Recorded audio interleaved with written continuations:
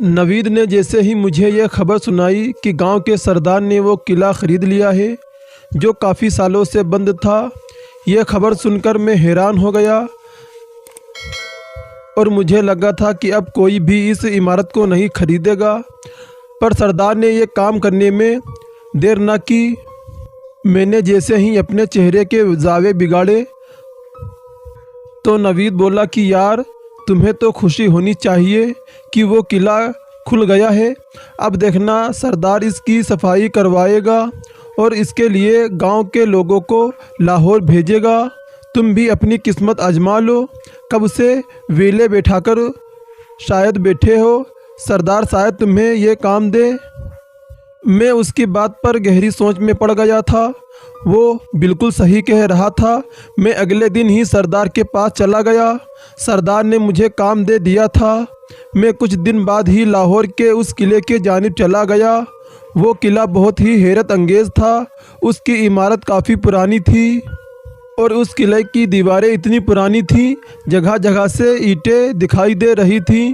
मैं जिस रास्ते से आया था वो रास्ता भी जंगल से गुज़र कर आता था, पर दोपहर थी इसलिए मुझे कोई खौफ नहीं आया और मैंने आराम से अपना सफ़र तय किया। ये किला बिल्कुल खाली था, पर मेरे अलावा यहाँ और भी मुलाजिम मौजूद थे। पर एक दिन एक लड़का कहने लगा कि यहाँ 10 लोग आए थे, लेकिन वो सब पहले ही दिन भाग गए क्योंकि इन्होंने रात के वक्त किसी लड़की की पायल की छन छन की आवाज़ें सुनी। उसकी बात सुनकर मैं हैरान हुआ था कि ऐसी सुनसान जगह पर कोई लड़की की आखिर क्यों आवाज़ आएगी। वो लड़का मेरे तासुरात देखकर कहने लगा कि शायद ये किसी की साजिश हो, क्योंकि जो लोग नहीं जानते थे कि सरदार ये किला खरीदे। मैं अब उस किले में कुछ और लड़कों के साथ काम करने लगा था। अचानक ही एक दिन किले की बादी जानिब वाले कमरे से एक अजीब आवाज़ आने लगी। उस वक्त रात के 11 बज रहे थे, जबकि हर तरफ सन्नाटा था। उस वजह से वो दहशतनाक आवाज़ साफ सुनाई दे रही थी। मुझे ऐसा लगा जैसे कोई लड़की गुनगुना रही हो। ये आवाज़ आहिस्ता आहिस्ता ऊंची होती गई। ये आवाज़ काफ़ी देर के लिए गूंजती रही, लेकिन कुछ देर बाद ही बंद हो गई थी। सारे मुलाजिम खौफ से कपकपाने लगे थे। एक मुलाजिम मेरे पास आया तो कहने लगा कि ये वही भूतनी है जो आवाज़ें निकालती है। मैं हैरान हुआ और बोला कि तुम्हें कैसे पता कि ये भूतनी है। जब वो कहने लगा कि आसपास के लोग यही कहते हैं कि आज तक कोई भी यहाँ टिक नहीं पाया और अगर कोई रहने का इरादा कर भी ले तो कुछ दिन बाद उसकी लाश नज़र आती है, और इसलिए यहाँ कोई भूतनी है जो लोगों को यहाँ रहने नहीं देती। ये रात ऐसे ही गुजर गई थी। अगली सुबह सब कुछ मामूल के मुताबिक था, लेकिन रात जैसे ही हुई तो वही आवाज़ आने लगी थी जैसे कोई लड़की कुछ गुनगुना रही हो। मेरे अंदर अचानक से हिम्मत पैदा हो गई, और वैसे तो मैं बहुत काफ़ी डरपोक था, लेकिन उस किले के जितने भी मुलाजिम थे वो मुझसे भी ज़्यादा डरपोक थे। इसीलिए ये हिम्मत मुझे ही करनी थी और मैं अपने साथ एक हिफाजती गन लेकर वहाँ से चला गया। और ये गन भी अल्ताफ़ की थी जो उसकी सबसे ज़्यादा, और वो अल्ताफ़ जो सबसे ज़्यादा डरपोक मुलाजिम था। मैंने जैसे ही वो दरवाज़ा खोला और मोबाइल की टार्च जलाई तो दरवाज़ा खोलते ही वो आवाज़ें बहुत तेज़ हो गई थीं। ये आवाज़ काफ़ी तेज़ थी। ये तेज़ आवाज़ मेरे कानों के पर्दे फाड़ने लगी थी। मैंने फ़ौरन ही अपने हाथ कानों पर लगाए थे, लेकिन उससे भी कोई फ़ायदा नहीं हो रहा था। मेरे रोंगटे खड़े हो गए थे। मेरे अंदर की हिम्मत भी जवाब दे गई थी। इसीलिए वापस बाहर निकल आया और वो से ही रूम लॉक कर दिया था।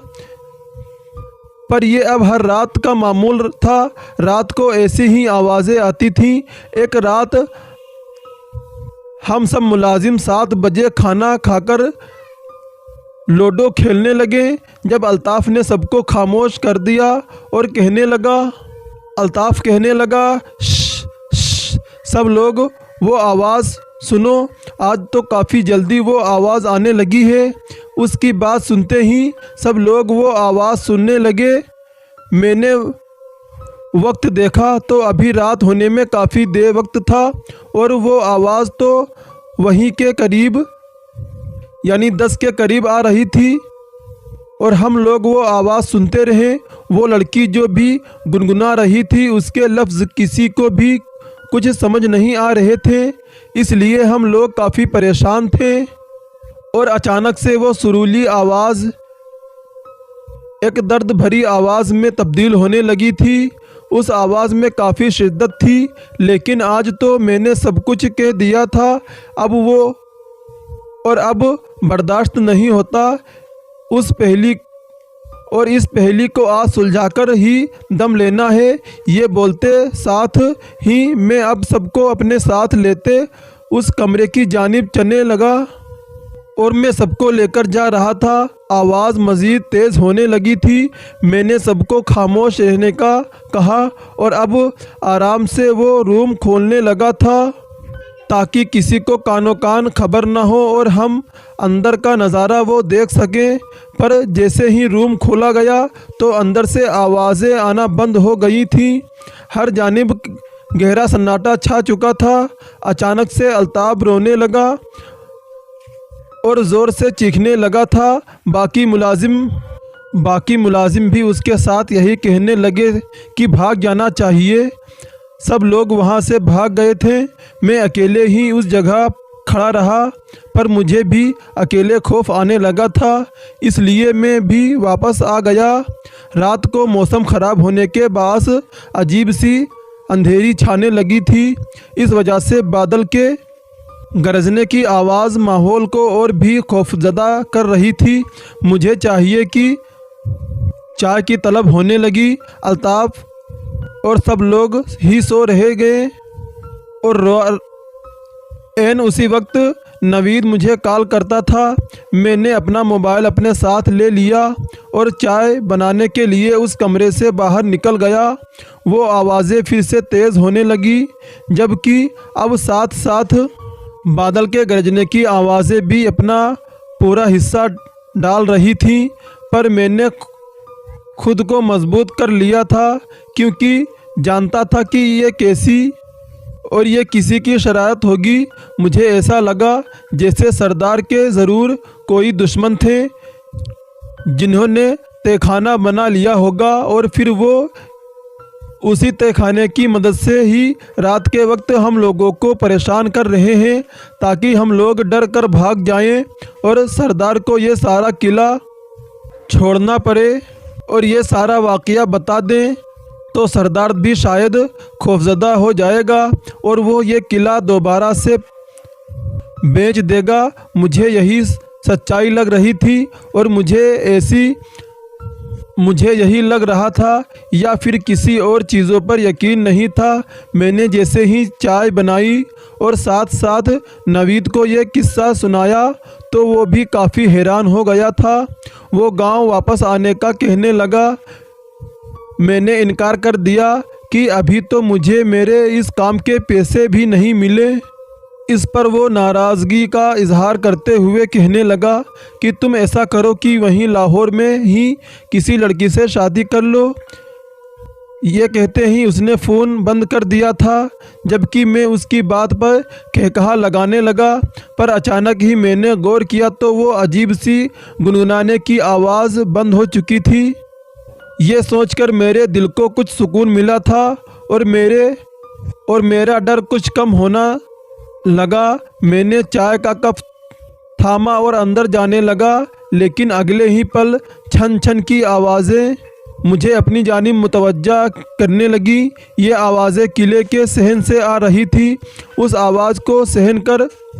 आवाज़ को सुनकर तो मेरी रूह काँप गई थी, क्योंकि ये अभी भी आ रही थी। ऐसा लग रहा था जैसे कोई लड़की चल रही हो, जबकि वो आवाज़ उसकी पायल की हो। मैं उसका पीछा करते करते शहर में निकल गया था, पर अगले ही लम्हे मुझे वहाँ एक सांप दिखाई दिया था और वो सांप काफ़ी बड़ा था और सांप लाल रंग का था। मैं उसका पीछा करते करते शहर में निकल गया था, पर अगले ही लम्हे मुझे वहाँ एक सांप दिखाई दिया था। वो सांप लाल रंग का था और काफ़ी बड़ा था। मैंने एक टहनी तोड़कर उस सांप को मारी तो वो झाड़ी में छिप गया था, पर यह काफ़ी लंबा सांप था। उसे देखकर मुझे बहुत हैरानी हुई, लेकिन इस बात को तस्लीम कर लिया कि इतने पुराने किले में ऐसे जानवर हो सकते हैं। अगले दिन मैं किले की ऊपरी हिस्से की सफाई करने लगा था। सब यही बोलते थे कि यह हिस्सा यहाँ के बादशाह ने अपनी बेगम के लिए बनवाया था और इसीलिए मैं भी काफ़ी पुरजोश था। पर जैसे ही उस हिस्से की जानिब गया तो मैं हैरान हो गया, क्योंकि यहाँ काफ़ी पुरानी तस्वीरें लगी हुई थीं, लेकिन ये किसी इंसान की नहीं बल्कि मुख्तलिफ जानवर की थी। ये देखकर काफ़ी अजीब लगा। मैं उन तस्वीरों को बगौर देखने लगा था, पर अचानक ही एक तस्वीर पर मेरी नज़र पड़ी, क्योंकि वो एक नागिन की तस्वीर थी। वो लाल रंग की थी, उसकी लाल आंखें काफ़ी खौफनाक लग रही थीं और वो फन फैलाए सामने की जानिब देख रही थी और मैं उसकी तस्वीर देखकर ही मुझे खौफ आने लगा था। अचानक ही पिछली रात वाला सांप मेरे जहन में आया। उसका रंग भी लाल था, लेकिन अगले ही लम्हे मुझे अल्ताफ़ नीचे बुलाने लगा था। मैंने जल्दी से काम समेटा और नीचे चला गया था। किले की आधी सफाई हो चुकी थी। मैंने सारा कचरा एक बड़े से डिब्बे में डाला और किले के सामने वाले बाग की तरफ जाने लगा था, क्योंकि ये कचरा वहाँ से ही कूड़े वाला ले जाता था। लेकिन मैं जैसे ही वापस जाने लगा था तो मेरी आंखें एक छोटी सी लड़की पर ठहर गई थी, जो गुलाब का फूल तोड़ने की काफ़ी कोशिश कर रही थी, पर वो फूल बहुत ऊंचा था, जिसकी वजह से वो उछल रही थी। लेकिन अगले ही पल जैसे ही मेरी नज़र उसके पाँव पर पड़ गई तो पायल देखकर मैं चूक गया था और मैं हैरान हो गया था। मुझे वो छन छन की आवाज़ याद आने लगी थी, पर ऐसा कैसे हो सकता था कि इतनी सी बच्ची रात के इस पहर में इतने खौफनाक किले में अकेली फिरती है। इसलिए अपने ख्याल को झटक दिया और फिर से उस लड़की को देखने लगा था। मुझे वो देख रही थी, इसलिए उसे सही से देख ना सका, पर उसकी हरकतों से मैं महफूज हो गया था। कुछ सोचकर मैं उसकी जानिब बढ़ने लगा था। जैसे ही उस लड़की ने अपने इर्द गिर्द किसी अनजान शख्स को देखा तो काफ़ी डर गई थी। वो मुझे खौफज़दा नज़रों से देखने लगी थी, जैसे मैं तो उसे खा ही जाऊंगा। मैंने उससे कहा कि आप यहाँ पर क्या कर रही हैं? ये जगह काफ़ी ख़तरनाक है, क्योंकि मैंने कल रात ही इस जगह पर एक बहुत बड़ा लाल रंग का सांप देखा था। लड़की मेरी बात सुनकर पहले तो खौफज़दा होने लगी, लेकिन अचानक से ही कहकहा लगाने लगी, बाबा आप मुझे डराइए नहीं, लेकिन आप नहीं जानते कि मैं तो यहाँ की पली हुई हूँ और मैं तो रोज़ ही इस बाग में आती हूँ। उसकी बात सुनकर तो मैं हैरान हो गया था कि अगर वो रोज़ यहाँ इस बाग में आती है तो वो मुझे दिखाई क्यों नहीं दी। लेकिन उससे पहले मैं कुछ बोलता, जब वो लड़की कहने लगी कि प्लीज़ क्या आप मेरी मदद करेंगे, और वो गुलाब का फूल मुझे तोड़ दिए, तो मैंने उसकी बात मान ली और जल्दी से ही वो गुलाब का फूल तोड़कर उसको पेश कर दिया था। वो लड़की पहले तो मुझे देखती ही रही थी, फिर मुस्कुराने लगी थी, लेकिन वो मेरे हाथ से फूल नहीं ले रही थी। मैं काफ़ी हैरान हो गया था। मैंने उसके सामने चुटकी बजाई तो वो होश की दुनिया में वापस आई और जल्दी से ही उसने वो फूल थाम लिया। मुझे लगा कि वो मेरा शुक्रिया अदा करने लगेगी, लेकिन अगले ही लम्हे वो वहाँ से वापस चली गई थी। मैं काफ़ी हैरान हो गया था कि क्या ज़माना आ गया है।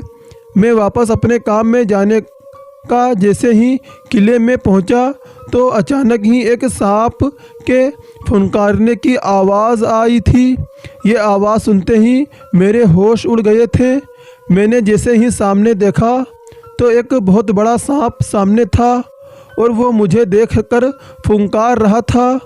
उसने अपने फन फैलाए हुए थे, जबकि उसने खुद को लपेटा हुआ था क्योंकि वो बहुत बड़ा था।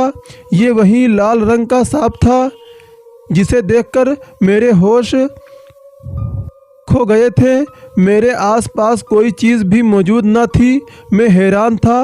वो सांप मेरी जानिब बढ़ रहा था, जबकि मैं पीछे को वही दब रहा था।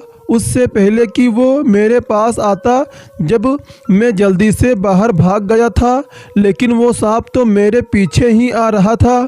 मैंने जल्दी से ही एक दूध का प्याला लिया और फर्श के एक कोने पर रख दिया था। मैं दिल में यही दुआ कर रहा था कि मेरा ये हुर्बा बस काम आ जाए। अचानक ही वो सांप उस प्याले की जानिब जाने लगा था और वो दूध पीने लगा था। ये देखकर तो मेरे दिल को करार आ गया था। मैंने दिल से शुक्रिया किया था और अपने कामों में लग गया था। जैसे ही अल्ताफ़ आया तो मैंने अल्ताफ़ को कहा कि यार वो देखो वो सांप। तो अल्ताफ़ ने जैसे ही उधर देखा, लेकिन वहाँ तो कोई भी मौजूद नहीं था। अल्ताफ़ कहने लगा कि यार तू क्या करता है और क्या कहता है। मैं पहले ही इतना डरा हुआ था और तो मुझे और डरा रहा है। उसकी बात सुनकर मैं हैरान हो गया और कहने लगा कि मैंने अभी सांप को दूध पिलाया था। तो वो अल्ताफ़ कहने लगा कि तू होश में तो है। अगर तुमने दूध पिलाया होता तो दूध का प्याला तो यहाँ मौजूद होना चाहिए था।